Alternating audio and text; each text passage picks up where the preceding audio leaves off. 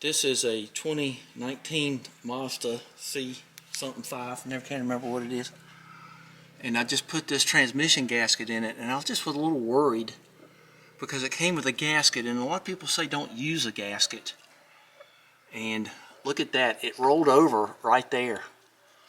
So we're going to take that off, and we're going to put the it's not tilted as much as I remember, maybe jack up the back of the car, but I'm going to take that gasket off and clean it up again and put the other goo on it. I think that's an 8mm there. Yeah, that's unacceptable right there. I hope you can see what I'm talking about. It has scooched out of its appointed location. And scooching around this place is going to be done by me, not gaskets.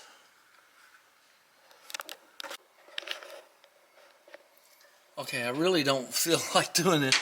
It's late on Saturday night, and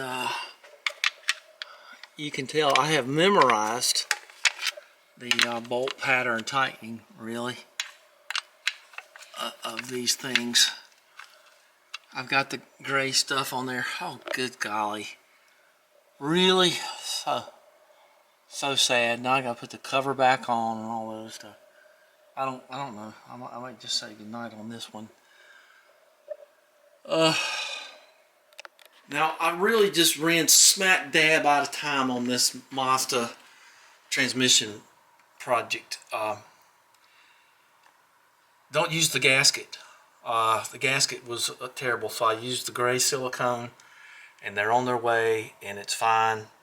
But just don't do that. Go through all the steps of getting it clean around the edges, get all the old stuff off, clean it. I'll put the gray stuff on it, read the directions, and be fine. And always tell your client to keep checking underneath just to make sure there's nothing leaking there.